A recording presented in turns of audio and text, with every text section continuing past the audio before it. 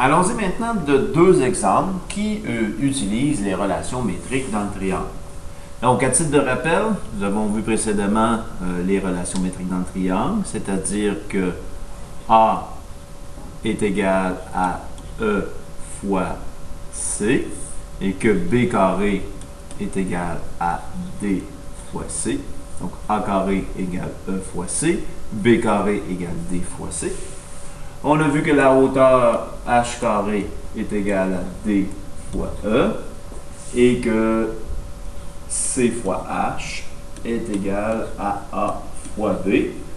Important de bien situer les segments sur les côtés du triangle, sa hauteur et les projections. Nous le reverrons en cours d'exemple. Alors, on nous dit, quelle est la hauteur du poteau représentée par le segment AE? Donc, de A à E, dans le schéma SICA. Donc, tout d'abord, il faut reconnaître ici que les relations métriques dans le triangle seront utiles. Donc, comment on reconnaît que c'est une situation de relation métrique dans le triangle? On a un grand triangle qui est rectangle et qu'on a abaissé une hauteur issue de l'angle droit.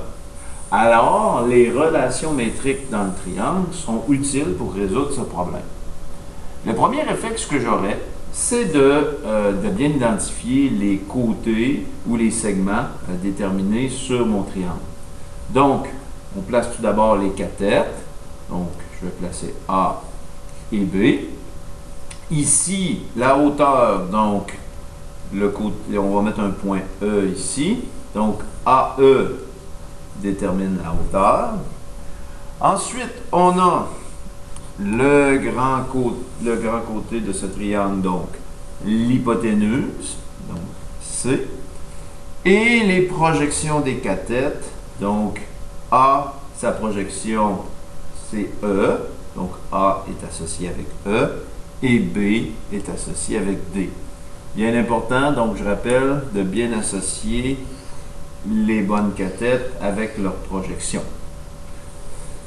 Maintenant, donc, si je veux trouver la mesure de AE, je devrais, je l'ai appelé E, je ne peux pas l'appeler E, je vais l'appeler D, pardon, ça va être mieux de l'appeler D parce que E était déjà réservé ici.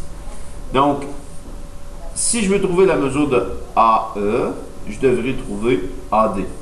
AD correspond à la hauteur de ce triangle rectangle. Alors, trouvons la mesure de AD. Donc, pour trouver la mesure de AD, il faut trouver la hauteur. Alors, quelle relation métrique dans le triangle amène la hauteur? Donc ici, on n'a pas de hauteur, pas de hauteur. Ah, il y a celle-ci qui pourrait peut-être être utilisée, ou celle-là. Bon, maintenant, comment choisir? Ben, ça dépend des éléments qu'on connaît dans notre problème. Donc, ici, pour pouvoir mobiliser cette relation numéro 2, il faudrait connaître D et E. Est-ce que c'est le cas? D mesure 6,6, E mesure 4,6. Parfait, seule la hauteur sera inconnue, ça sera la bonne relation. Pourquoi je n'utilise pas celle-là, donc? Je cherche la hauteur. Pour pouvoir utiliser cette relation, il faudrait que je connaisse C, A et B. Bon, C, on pourrait le calculer, bien sûr, mais A, on n'a aucune idée, B, aucune idée. Alors, on devra absolument, on ne pourra pas utiliser cette relation-là, donc absolument utiliser la relation numéro 2.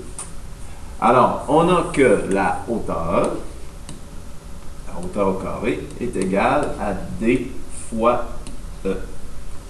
Donc, ma hauteur, qui est inconnue, au carré, est égale à D 6,6 fois E, qui est 4,6. Donc, si on calcule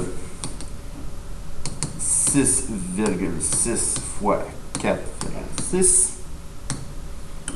on a 30,36. Donc, hauteur au carré égale 30,36.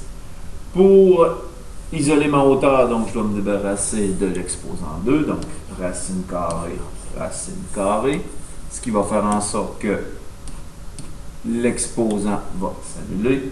hauteur égale, donc je vais calculer la racine carrée de ce nombre, ce qui me fait 5,51 environ. Donc ma hauteur est environ de 5, donc environ de 5,51. Je refaire mon symbole ici. Donc approximativement égal à 5,51 mètres dans le problème. Mètres. Maintenant, donc, j'ai trouvé AD, de A à D. Il me reste d'ajouter le petit bout ici, 1,65. Donc, la mesure de AE, on va prendre le 5,51 plus mon 1,65. Donc, 5,51 plus 1,65.